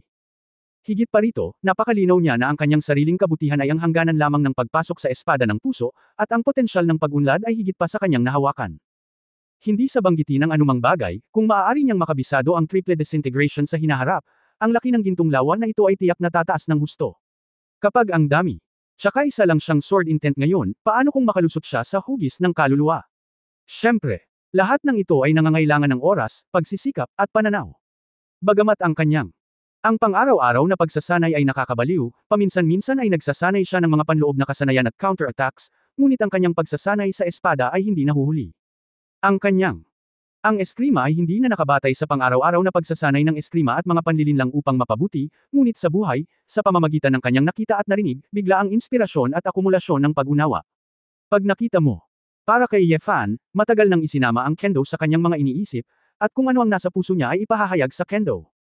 Matapos maunawaan ito, ang panloob na pagkakaisa ay ang tunay na pagkakaisa. Siyempre, hindi talaga literal na naiintindihan ang kahulugan dito. Kahit nasabihin ito ni Ye Fan sa iba pang mga eskrimidor, hindi nila talaga mauunawaan ang kalagayang ito. Hoy! Hoy! Patay na ang mga tao, ituloy natin ang laban. Si Xiaoru ay naging mas nasasabik, at lumipad kay Ye Fan ng buong galit. Oo. Kumunot ang noo ni Fan, diretsyo niyang inalis ang double disintegration at Shangshan Rao Shui, at bumalik sa pinakanormal na sitwasyon ang estado ng buong tao. 10,000 tao sa ibaba ang nakakita na ang gintong tubig sa lawas sa kalangitan ay nawala sa isang iglap, tulad ng paggising mula sa isang ginintoang panaginip. Anong ginagawa mo? Natigilan si Xiao Ru, biglang nanghina si Ye Fan after Ye. Bumalik sa normal ang fan, agad niyang naramdaman na ang pulang lotus at apoy ng phoenix ni Xiao Ru ay sobrang init, at tinatayang sapat na ang isang random na piraso ng apoy ng phoenix para makainom siya ng isang palayok. Siya! Itinuro niya ang mga naglalakad na bangkay na patuloy na gumagalaw sa labas, at may mga lumilipad na insektong kulay dugo ang dumami sa mga bangkay, at sinabing, mayroon akong mas mahahalagang bagay na dapat gawin ngayon, maaari mo akong patayin ng direkta, o hintayin ako. Wala akong oras na sayangin sa iyo. Oo. Alam na alam ni Fan na bagamat tila may bentahe siya ngayon, hindi niya talaga kayang patayin si Xiao Ru. Ito. Genius talaga ang babae. Sobrang bilis ng comprehension niya. Natatakot ako na mapapabuti niya ang kanyang pagiging epektibo sa labanan. Ang Feng Nu ay may bentahe ng pare-parehong nirvana, kaya kung lalaban siya sa kanya, natatakot ako na ito ay madilim at madilim. Sa panahong iyon, kahit na hindi dumating ang parusa, silang dalawa ay hindi pa tapos, at ang mundo ay tapos na. Sa totoo lang. Napakapalad ni Ye Fan na sa pagkakataong ito ay hindi niya naakit ang parusa ng mga Diyos.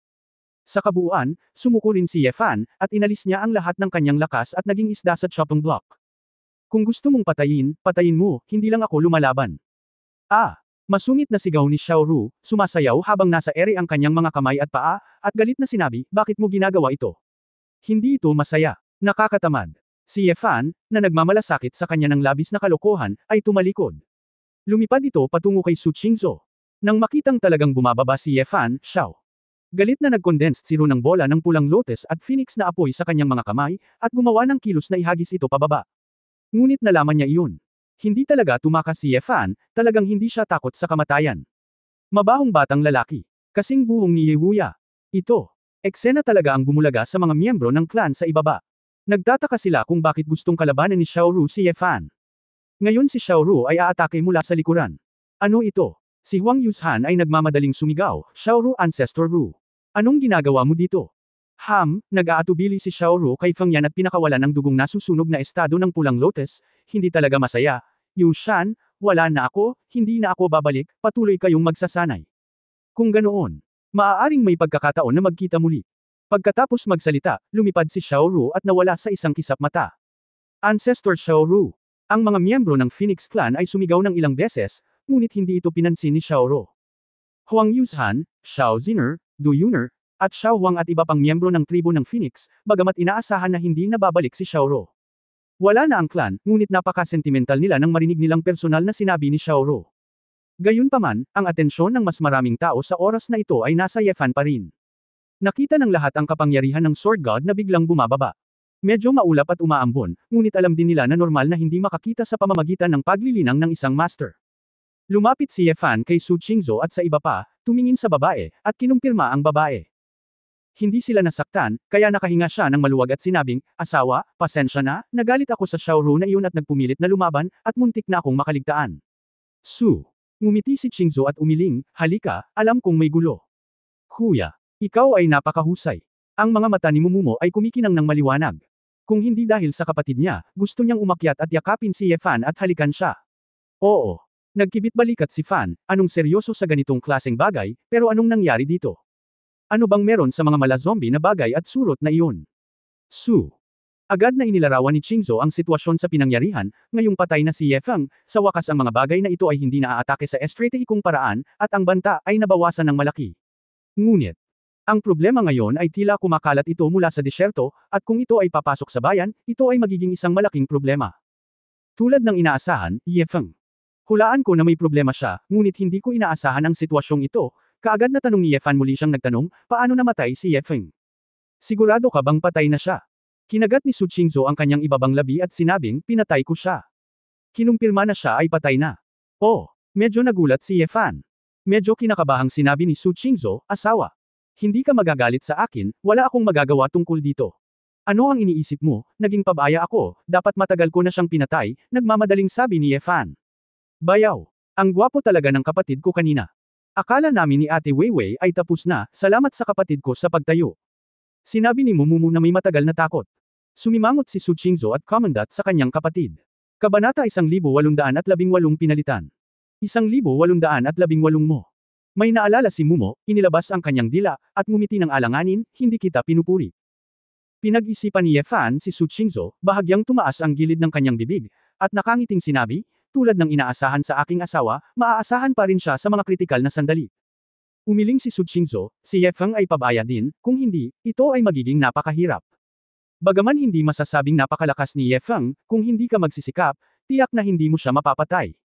Sa katunayan, kung kaya mo siyang harapin, hindi ito magiging madali, sabi ni Ye Fan. Bagamat hindi niya nakita ang mga partikular na kakayahan ni Ye Feng, ngunit sa pagtingin sa estado ng eksena, alam niya na ito ay isang napaka-nakakatakot na uri, at talagang hindi ito magiliw sa mga babae. Pagkatapos ng Su, narinig ni Qingzhou ang sinabi ng lalaki, tumahimik ang puso niya. Alam niyang tiyak na mahuhulaan ni Ye Fan ang isang bagay, ngunit ayaw niyang magtanong ng marami sa kanya. Okay, di ba mahal niyo ang isa't isa? Bilasan mo at mag-set up ng malaking formation. Baka huli na ang lahat. Hinimok ni Ling Yue. Oo. Natigilan sandali si Fan, ang malaking formation. Anong malaking formation?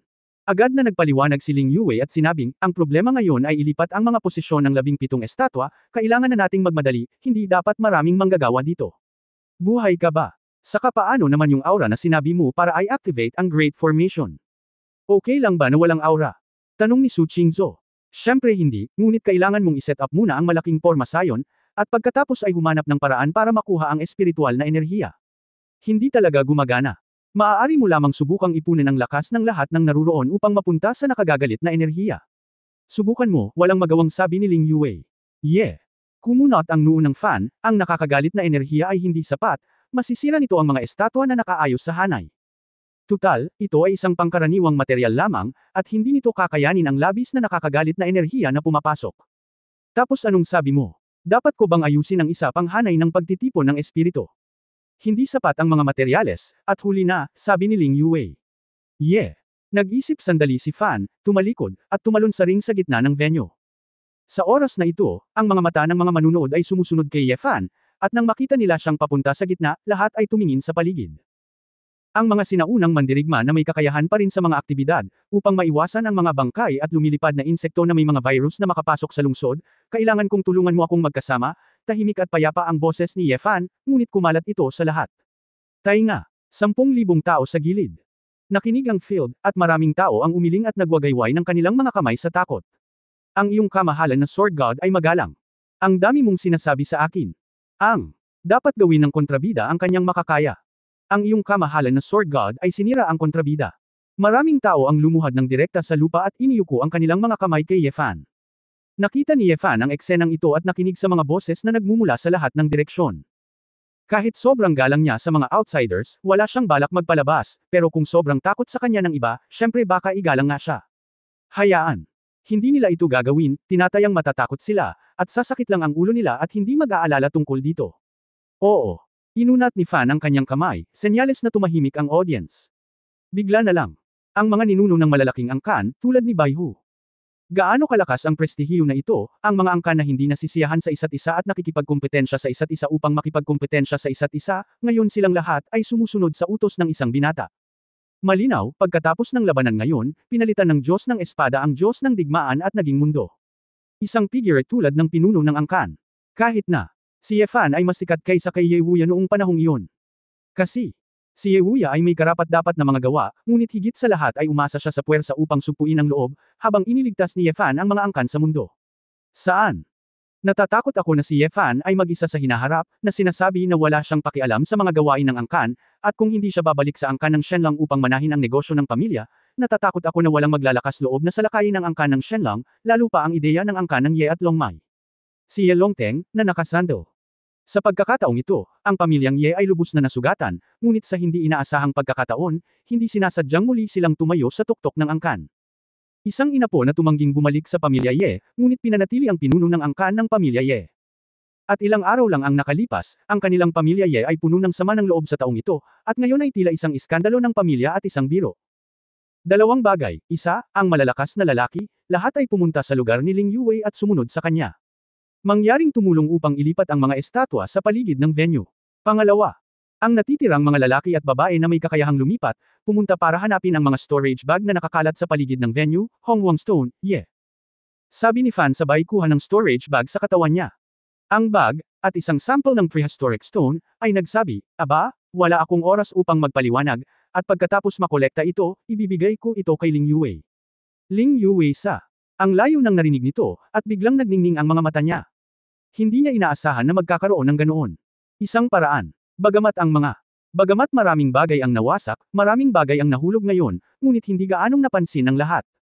Ang mga angkan at mandirigma sa madla ay aktibong sumugod kay Ling Yue. Ling Yue. Malaki ang ulo ngayon, at isang grupo ng mga tiyuhin ang lumapit at sinunod ang kanyang mga utos ng magalang. Medyo napahiya siya. Buti na lang. Nariyan si Su Qingzhou upang tumulong sa pagpapanatili ng kaayusan, at agad na tinulungan silang hatiin ang gawain sa mga grupo. Nang makitang abala ang eksena, lumapit si Ir kay Ye Fan at nagtanong, "Gusto mo bang tumulong ako? Mabilis akong makakagawa ng ilang eskultura ng mga katumbas na materyales sa pamamagitan ng paghugis ng particle." "Hindi, lubos akong nagpapasalamat na narito ka," sabi ni Ye Fan na may mainit na ngiti. Nagtanong si Ir sa mapaglarong paraan, "So polite. Very unfamiliar tayo. Or do you dare not get too close with your wife present?" Hindi napigilan ni Ye Fan na matawa, "Saan mo gustong pumunta? Hindi ako polite. Very unfamiliar tayo. Or do you dare not get too close with your wife present?" Hindi napigilan ni Ye Fan na matawa, "Saan mo gustong pumunta? Hindi ako natatakot na may rita ka." Ay! Kinagat ni ang kanyang mga labi at ngumiti, "I'm kidding you. Pero seryoso, pupunta ako at tutulong, nandito ako." Umiling si Ye Fan, "Hindi, natatakot ako sa mga aksidente dito pansamantala. Hindi ako makalakad, kaya gusto kong pumunta ka sa ibang lugar para makita." "Ibang lugar? Saan?" Pagtataka ni Air. "Dragon Vein," sabi ni Ye Fan. Air. Natigilan, "Bakit? Sa palagay mo, bakit hiniling ng propeta ang mga sinaunang monghe mula sa sinaunang daigdig ng mga engkanto na pumunta sa angkan upang patayin? Bakit niya nilikha ang kaguluhang ito? Talaga bang iniisip niya na kayang sakupin ng mga taong ito ang mundo?" Tanong ni Ye Fan na may komplikadong mga mata. Hindi tanga si Air. Pagkatapos pag-isipang mabuti, sinabi niya, "Ibig mong sabihin, gusto lang niyang lumikha ng kaguluhang ito, makaakit ng atensyon, at pagkatapos ay samantalahin ang pagkakataon na nakawin ang ugat ng dragon." Kabanata 1819 ito ay hindi angkop. 1819. Sa totoo lang, hindi ako masyadong sigurado, pero kung sakali, mas mabuting pumunta sa Kunlun para mag-check. Kahit ma-accident ka sa kakayahan mo, walang problema sa pagprotekta sa sarili mo, kaya gusto kong hilingin na pumunta ka doon, Ye Fan Road. Ay! Nakinig si at tumango, "Okay, titingnan ko ngayon, at kokontakan kita kung mayroong anumang sitwasyon." Sa lalong madaling panahon. Bumagsak ang boses, agad na naging mga particle ang babae at nawala sa mga mata ni Ye Fan. Napakamot ng ulo si Ye Fan, komunikasyon. Lumilitaw na ang lahat ng kagamitan sa komunikasyon sa pinangyarihan ay nawasak. Kinailangan niyang makipag-ugnayan kay Chu Yunyao para makita kung may ginawa ang makalangit na lalaki sa babae, at kung ano ang nangyayari sa bahay, kaya agad niyang hinanap si Su Qingzhou at tinanong siya kung paano na-overhaul ang komunikasyon. Su. Napansin na ni Qingzhou na ngayon lang nagdulot ng matinding pinsala si Lifa sa mga kagamitan sa komunikasyon, ngunit sa kabutihang palad, maraming media sa eksena, at maraming ekstrang kagamitan sa komunikasyon. Tinawagan niya si Su Yuan at hiniling sa kanya na hanapin ang ilang media worker na hindi makapagdala ng mga sculpture na bato at mapalad na nakaligtas. Ang mga mamamahayag ay katatapos lang mag-overhaul ng isang set ng kagamitan at muling kumonekta sa satellite feed. Nang pumasok si Ye Fan sa isang inayos na satellite car, isang grupo ng mga live na mamamahayag at photographer ang tuwang-tuwa. Inilabas nila ang kanilang mga mobile phone, voice recorder, at camera, at gustong kumuha ng litrato. Alam nila na ang footage ng balita ngayon ang pagpapakita ng kapangyarihan ng Sword God, kung ito ay kakalat, ay tiyak na mag-uudyok ng isang lindol sa trapiko sa buong mundo, sapat na upang mabaliw ang mga tao sa buong mundo. Ilan sa kanila. Sa sandaling ito sumimangot si Fan at tumingin sa mga taga-media na ito, ngunit nalaman nilang ayaw nilang itabi ang mga bagay-bagay. Ito ay dapat na. Walang magawa si Ye Fan, at sinabi kay Su Yuan, na sumusunod sa kanya, "Ikaw na ang bahala." Naranasan lang ni Su Yuan ang sakit ng pagkawala ng kanyang kapatid na si Su Jin, ngunit ngayon ay sumaya na siya at tumango ng may paggalang. Sa lalong madaling panahon. Pumasok si Ye Fan sa kotse, isinara ni Su Yuan ang pinto ng kotse at sinabi sa isang grupo ng mga reporter, "Huwag kumuha ng litrato o i-record ang mga ito. Kahit na i-record mo ang mga ito, hindi kakalat ang mga balita at video na ito." "Bakit? Hindi kami pinigilan ng inyong kamahalan na Sword God?" Tanong ng isang foreign reporter. "May kalayaan tayo sa pamamahayag. At gusto lang naming sabihin sa mundo ang tungkol sa maluwalhating larawan ng Panginoong Espada na Diyos." Sigaw ng isa pang reporter. Sinabi ni Su Yuan na may blankong ekspresyon, "Hindi ka pinigilan ng iyong kamahalan na Sword God dahil hindi niya kailangang gawin ito sa kanyang sarili. Ang bawat isa ay nangangailangan ng privacy, at dapat mong igalang ang mga personal na karapatan at interes ng inyong kamahalan na Sword God. Hindi ka namin ninanakawan ng marahas. Ang mga kagamitan sa iyong kamay, ngunit kung sino man sa inyo ang magtangkang magpakalat, pasensya na, magpapaulam ka sa iyong karera bilang isang mamamahayag. Ang isang grupo ng mga reporter ay nag-aalinlangan, ngunit sa pagbabantay sa kanila ni Su Yuan at ng iba pa, maaari lamang silang maghiwa-hiwalay. Sa oras na ito, Ye Fan sa kotse na konektado sa isang voice call kasama si Chu Yunyao. Xiao Yao Yao, okay ka lang ba? Tanong ni Ye Fan. Ano ang magagawa ko? Humikab si Chu Yunyao, naresolbo na ba ang usapin? Oo. Ngumiti si Fan, natutulog ka ba?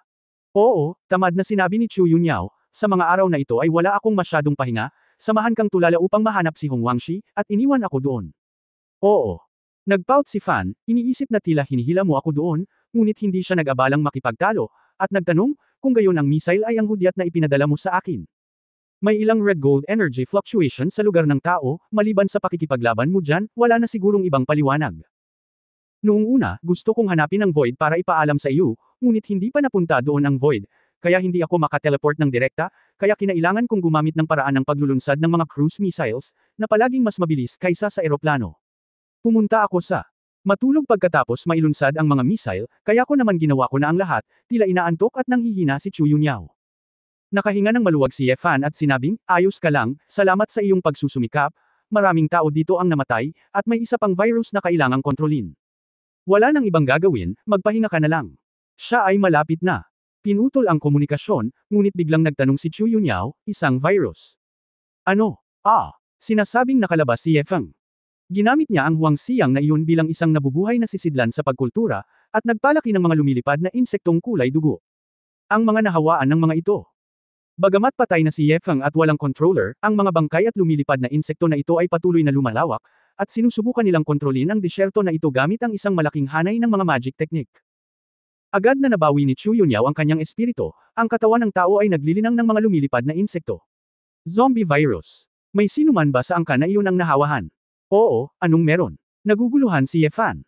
Narinig ni Chu Yunyao ang tunog ng dalawang paa na lumapag, tumatakbo at nagsusuot ng damit, hindi ka nagsabi ng ganoong kawili-wiling bagay kanina. Ito ay tiyak na hindi isang ordinaryong virus. Ito ay dapat. Hindi ka ba masyadong pagod at gusto mong magpahinga? Ayokong matulog. Bye. Direktang pinindot ni Chu Yunyao ang communication button. Hindi napigilan ni Ye Fan ang tumawa at tumawa, ngunit si Chu Yunyao ay pumunta rito, gayon paman, ito ay nasa ilalim ng kontrol, at kailangan niyang maghanap ng paraan upang maalis ang mga makamandag na insekto at mga taong nahawahan. Baka makahanap ng paraan ang mga babae. Pagkatapos noon, tumawag muli si Ye Fan He sa kanyang tahanan upang kumpirmahin na maayos ang lahat, at nakadama siya ng kagaanan. Sa sandaling ito, nakarinig si Ye Fan ng mga bulalas mula sa labas. Nang lumakad ako sa labas ng kotse, tumingala ako at nakita ko na mula sa iba't ibang direksyon ng venue, may mga asul na aura beam ng liwanag, na bumaril sa hangin at bumuo ng isang masalimuot na ron. Pagkatapos, ang asul na liwanag na kurtina ay kumalat, tulad ng isang simboryo, na patuloy na umaabot upang takpan ang disyerto. Kuya Ye Fan. Tumakbo si Do Yuner sa oras na ito, at nakangiting nagsabi, kaya narito ka, napakaganda ngayon ni Sister Weiwei, magtatayo siya ng napakalaking porma sayon.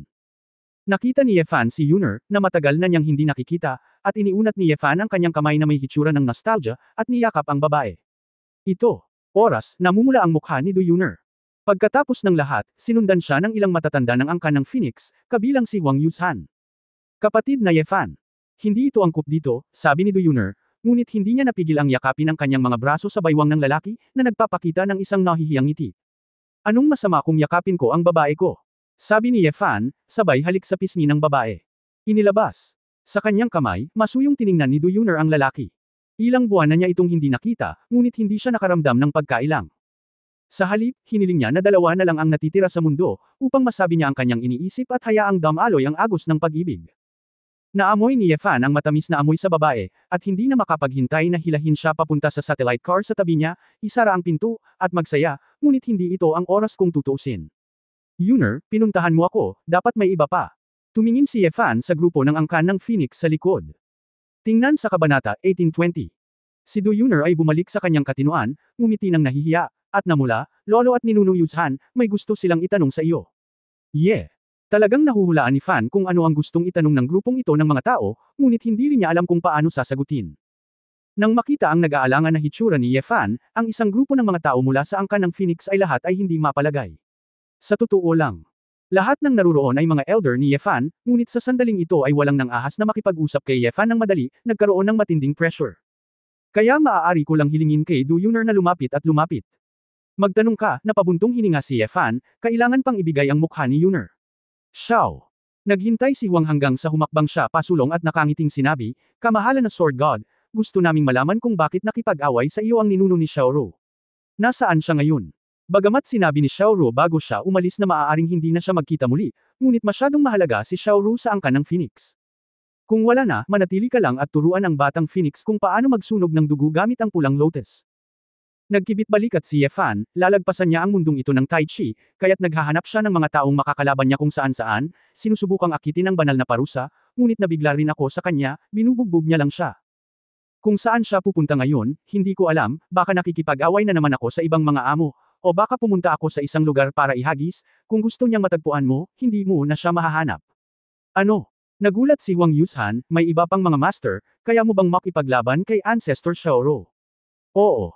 Walang magawang ngumiti si Fan at umiling, ang mundong nakikita mo sa iyong mga mata ay dulo lamang ng malaking bato ng yelo. Pagkatapos magsalita, iwinagayway ni Yefan ang kanyang kamay, pinayagan ang grupo na umalis. Ang mga miyembro ng Phoenix Clan ay labis na nadismaya. Bagamat handa sila sa pag-iisip, nalungkot pa rin sila nang malaman na si Xiaoru, tulad ni Yehuya, ay iniwan sila ng ganito. Hindi mahalaga. Ilang taon ka na, hindi panlasa ang iniwan ng sarili mong magulang. Sa kabutihang palad, sa kasaysayan ng angkan, maraming mga nakatatanda at Panginoon ang lumipad, ngayon, na nag-iiwan ng mga talata ng tekstong malaalamat, upang maunawaan ng lahat. Nagpout si Yunner, nang makitang umalis na ang mga tao sa clan, at atubiling nagplanong magpaalam kay Yefan. Ngunit hinawakan ni Yefan ang kamay ng babae at nagtanong, "Yunner, saan ka pupunta?" Natigilan si Yunner, asa angkan ng Huwei. "Bakit ka pa babalik? Tapos na ang clan meeting. Interesado ka bang bumalik sa Phoenix Clan? Gusto mo bang magsanay ng mga pagsasanay ngayon, mas mahusay kaysa sa mga bata sa ampunan?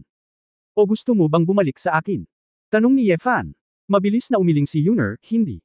Nami-miss ko ang mga bata, at araw-araw akong nagpapadala ng mga mensahe sa WeChat sa tiyahin sa looban, at gusto ko ring bumalik." Pero, si Yefan ay nag-click sa kanyang dila, at alam na ito ay ang batang babae ay malambot ang puso at hindi madaling magsalita, kaya sumigaw siya sa isang grupo ng mga tao mula sa angkan ng Phoenix, "Makinig, bumalik si Yunner sa Huahay kasama ko, mayroon ka bang opinyon?" Ang mga tao ng nagkatinginan ng Phoenix Clan na may kahihiyan. Ang mga kayamanan sa clan, natural na gusto nilang kunin si Du Yunner para linangin at protektahan sila sa angkan ng Huwei. "Your Excellency Sword God, bilang isang Phoenix Girl, marami pang dapat matutunan si Yunner," magalang na sabi ni Xiao Huang. Napapikit si Yefan, "Ano ang ibig mong sabihin, hindi ako kwalipikadong turuan si Yunner na magsanay?" Isang grupo ng mga taong Phoenix ang namutla at umiling sa takot bilang pagtanggi. Sa ngayon, mundo, hindi kwalipikado si Yefan, kaya hindi ba sila karapat-dapat na magdala ng sapatos? Hindi. Siyempre hindi iyon ang ibig naming sabihin. Sinabi ni Yefan, "Natutunan ko ang lahat tungkol sa mga pagsasanay, ngunit ito ay depende sa kung paano ako nagsasanay at naiintindihan. Ano ang ikinababahala mo sa akin? Oo, ikaw makatuwiran, kung si Yunner ay nasa tabi mo at nakikinig sa mga turo, tiyak na malaki ang pakinabang nito." Napangiti si Xiao Huang, "Yunner, pagkatapos ay maaari kang bumalik kasama ang inyong kamahalan na Sword God, huwag kalimutang linangin ang sayaw ng Phoenix sa loob ng 9 na araw." Iyon lang. Lumiwanag ang mukha ni Yunner, lumaki siya sa labas, at nagustuhan niya ang buhay sa Huahay, ngunit hindi niya mabitawan ang orphanage na iniwan ni Director Lee, ang mga kaibig-ibig na mga bata, hindi pa banggitin ang madalas niyang pagkikita. Nang marinig niya, tinapik ni Yefan ang kanyang noo, "Nga pala, papadalhan ka rin ng aking biyenan ng regalo. Pagdating niya sa Huahay, ako na ang bahala sa kanilang mag-ina sa hinaharap, wala sa iyong negosyo." "Ano pa ba Xiao?" Sabi ni Huang at ng iba, magkasundo lang daw sila. Hinaplos ni Huang Yushan ang kanyang noo na may mapait na ngiti, at bumantong hininga. Sa katunayan, medyo makasarili rin sila. Kung maaari nilang panatilihin ang mag-ina ni Du sa clan, nangangahulugan ito ng dagdag na thread na maaaring itali kay Yefan, at tiyak na aalagaan ito ni Yefan. Angkan ng Phoenix. Ngunit ngayon ay gustong kunin ni Yefan ang mag-ina, at hindi nila sila mapigilan. Sa sandaling ito, kinuha ito ni Yefan at tinanong, "Ano ang problema? Dumating ako sa buong Kunlun Mountains, at ngayon ay malapit na ako sa pamilyang Ye. Ang lahat ng pamilyang Ye ay inatake ng ilang uri ng espiritual na mahika at nakoma. Narito ang isang daanan patungo sa loob ng kabundukan ng Kunlun ay hinukay ng isang tao sa likod ng bundok, at tila bago ito. Kay medyo kinakabahan ang tono, marahil ay darating ang mga Diyos. Oo. Kahanga-hanga ang fan. Nagmamadali niyang sinabi, huwag kang padalos-dalos. Magtago ka at magbabantay sa labas, pupunta ako dyan. Nung nakarating siya kanina lang, dahil sa problema sa ruta, hindi siya dumaan malapit sa Dragon Vein na binabantayan ni Ye. Ito. Nangangatuwiran akong mayroong malakas na pagbabago-bago ng enerhiya doon, dapat nilang maramdaman ito, ngunit wala silang nahanap. Pagkatapos ni Ye, ibinaba ni Fan ang telepono, hindi siya nang ahas na sabihin sa publiko na si Zhang Longmai ay hinukay, na malamang na nagdulot ng kaguluhan. Hiniling niya kay Du Yuner na sabihin kay Su Qingzhou, at sinabing mayroon siyang apurahang bagay na dapat lumabas, at maghihintay siya rito para dumating si Chu Yunyao. Ang virus ay maaari lamang iwanan sa mga kababaihan. Narinig nga ni Yuner ang nilalaman mula sa telepono, tumalon ang puso niya, alam niyang big deal iyon, tumango siya. Oo. Hindi umimik si Fan, diretsyong nagwatek-watek, ibinuka ang mga pakpak ng Dragon Scale Sword, at lumipad paalis sa paningin ng mga tao sa isang iglap. Hindi nagtagal. Sa isang sulyap, may daan-daang tao pataas at pababa, lahat ay nakoma, at tila hindi sila masyadong lumalaban. Malinaw na ang taong dumating ay may napakalakas na espiritual na kapangyarihan, at walang duda na siya ay hindi isang Diyos o isang propeta. Ay!